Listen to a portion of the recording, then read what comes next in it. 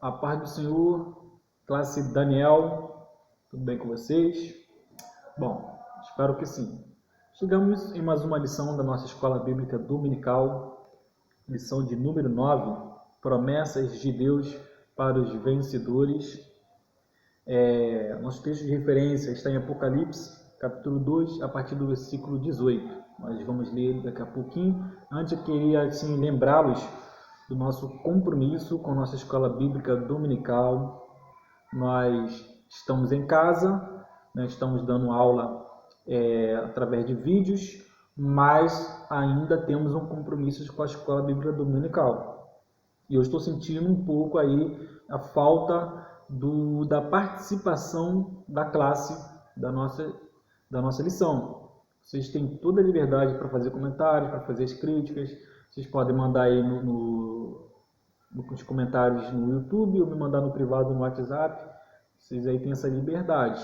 Mas eu quero a participação de vocês nas nossas aulas. Estou sentindo muito falta de vocês.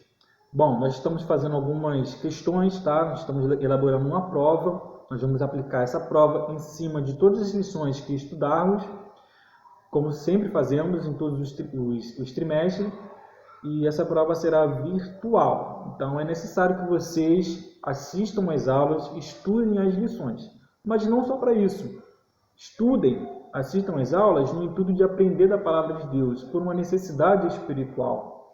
É muito importante nós estarmos sempre estudando a palavra do Senhor. E eu tenho certeza que você tem tempo para assistir esse vídeo e ler a lição, estudar a lição, tá? Bom, vamos lá. Lição de número 9, texto de referência, Apocalipse, capítulo 2, a partir do versículo 18. Eu vou ler um pouco rápido para que possamos ganhar mais tempo.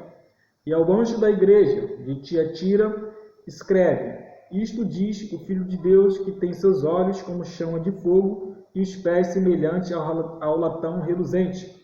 Eu conheço as tuas obras e a tua caridade, e o teu serviço, e a tua fé, e a tua paciência, e que as tuas últimas obras são mais do que as primeiras. Mais uma adjunta adverbial de intensidade.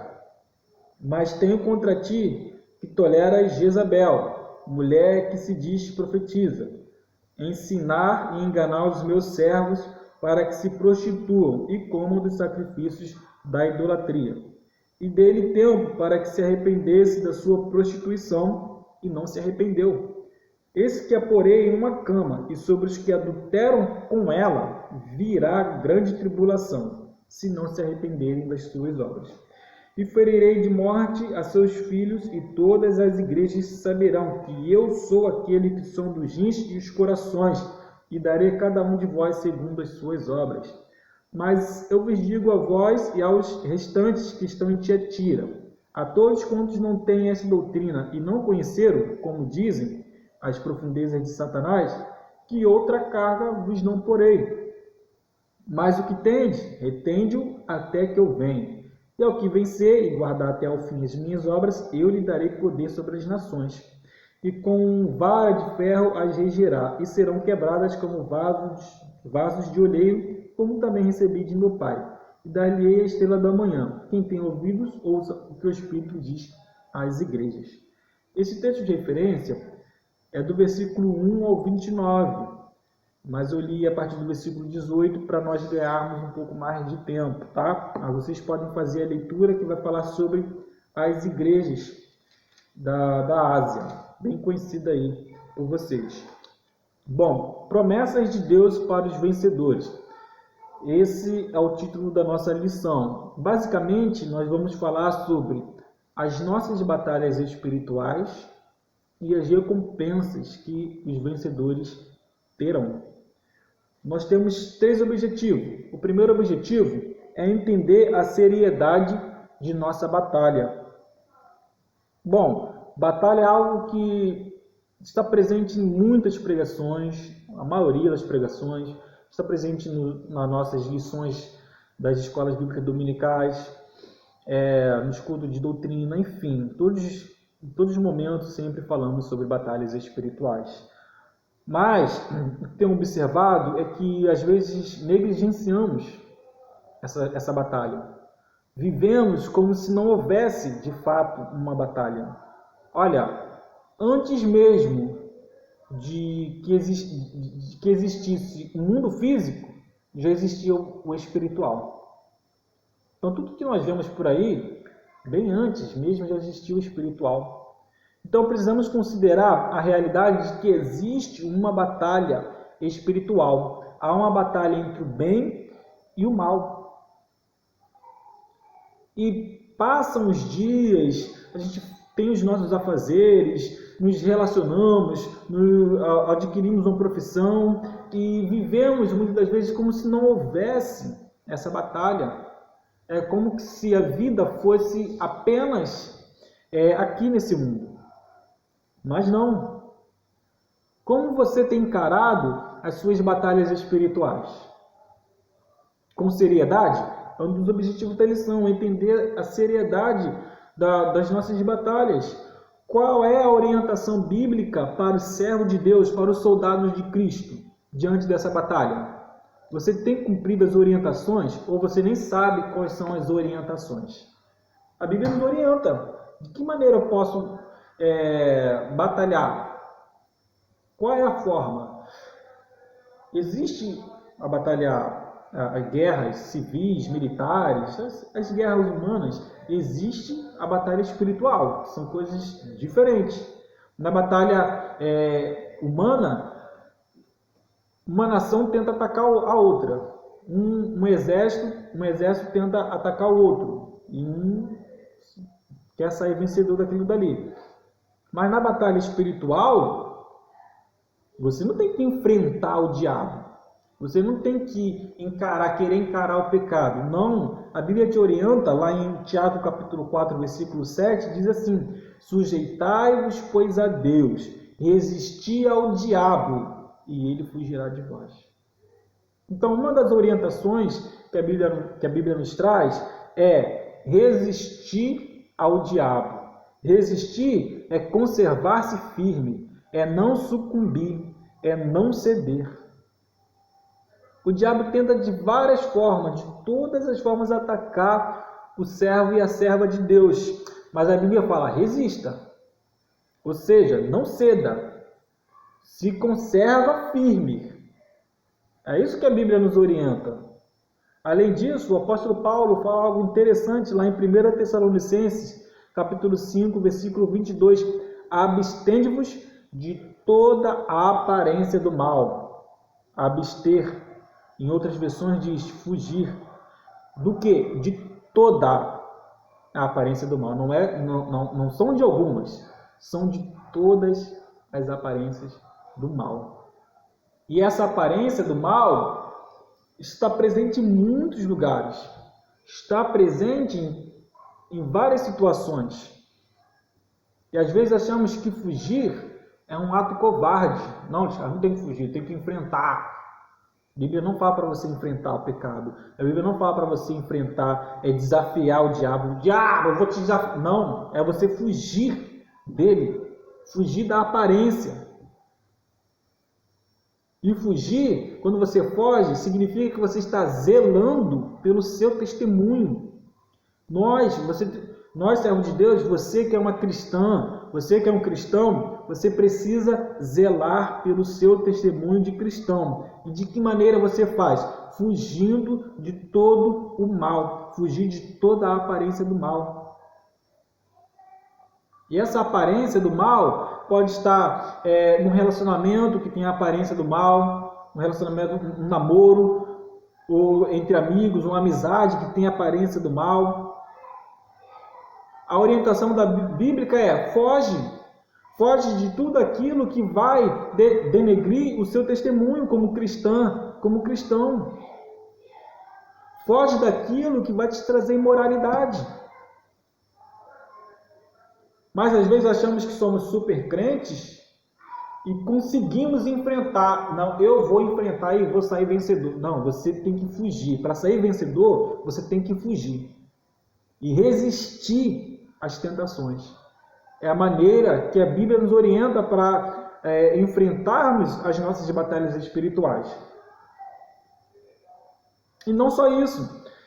A comentarista traz aí no 1.1, além do que eu falei, de resistir ao diabo, sujeitar a Deus e de fugir da aparência do mal, a comentarista fala sobre o que o apóstolo Paulo falou, que a nossa luta não é contra carne e sangue, e sim contra as hostes da maldade. E ainda ela cita sobre Efésios 6, que fala sobre as armaduras de Deus. A nossa luta não é contra o meu irmão, não é contra a minha irmã, não é contra outra denominação que a gente acha que está errado, que está indo para o inferno. Não, nossa luta não é contra essas pessoas, não é contra a política. É algo espiritual, contra as maldades, contra as hostes da maldade. Essa é a nossa luta. Ou seja, algo espiritual. Então, nós estamos tratando com seriedade essa batalha? Ou nós estamos andando de mão dadas com a aparência do mal? O pastor sempre fala isso. Estamos tirando para o ímpar com o mal. Vou ganhando para o ímpar. Não, foge. Fazer igual José fez lá na casa de Potifar, com a mulher de Potifar. É fugir mesmo, literalmente. Não pense que você vai enfrentando o pecado, você é mais forte que o pecado. Você não é mais forte que o pecado, você vence ele fugindo dele. Mas uma vez que você procura enfrentar, a Bíblia fala, a gente fala erroneamente sobre a carne fraca. Não, a carne é forte. Se você não fugir, ela vai te vencer. Seja no namoro, seja numa amizade. Pode ser a melhor amizade que existe, mas está tirando o teu foco com Deus? A Bíblia fala, quem quiser vir após mim, negue-se a si mesmo, tome a sua cruz e siga-me. Aquele que não me amar mais do que os seus amigos, a sua mãe ou o pai, não me amar mais do que essas pessoas, não é digno de mim. Então, resumindo, quais são as orientações bíblicas nas batalhas diárias que todos nós passamos todos os dias? Resistir ao diabo e fugir da aparência do diabo, fugir da aparência do mal. Não é um ato covarde, e sim é um ato de um vencedor, de que quer morar no céu. Não se arrependa de você tomar uma decisão, de você se distanciar de alguém, porque ali você encontra um mal, espiritualmente falando. Que naquela pessoa, naquela situação, você vai acabar denegrindo a sua imagem, o seu caráter de cristão. Não se arrependa de tomar essas atitudes, porque o que está em jogo é a sua salvação. O importante é como Deus está te vendo. Então, precisamos ser sérios. Precisamos ser radicais. Aqui no texto que nós lemos aqui, de referência, falando sobre a igreja de Tiatira, nós vemos aqui algumas coisas interessantes. No versículo 21, e dele tempo para que se arrependesse da sua prostituição, e não se arrependeu. E eis que porém uma cama, e sobre os que adulteram com ela virá grande tribulação, se não se arrependerem das suas obras. Jovens, trata com seriedade essa batalha. Isso é algo muito sério. E com Deus não há meio termo. Com Deus é algo radical mesmo. Não se arrependa se você se distanciou de alguém, porque você precisa ter comprometimento com Deus. Não se arrependa se você deixou uma situação de lado, porque você sabe que ia denegrir o seu testemunho como cristão. Nunca se arrependa disso. É a sua salvação que está em jogo. Bom, o segundo objetivo da lição, eu estou correndo para não estender muito o vídeo, compreender que a nossa batalha tem uma recompensa espiritual. Tem um ditado que diz assim, depois da tempestade, vem a bonança. Essa bonança virá sobre aqueles sobre os vencedores. A comentarista nos traz umas informações importantes. Ela cita aqui Apocalipse 3, versículo 21, que diz assim, Ao que vencer, lhe concederei que se assente comigo no meu trono, assim como eu venci e me assentei com o meu Pai no seu trono. Então, tem uma recompensa. Você não está batalhando por algo em vão. O apóstolo Paulo fala que as pessoas nos jogos, correm por uma coroa corruptível, mas nós corremos em direção a um alvo por uma coroa incorruptível, que nós lemos aqui, ao que vencer, lhe considerei que se assente comigo no meu trono. Você não está batalhando por algo passageiro, por algo em vão, por algo que passa.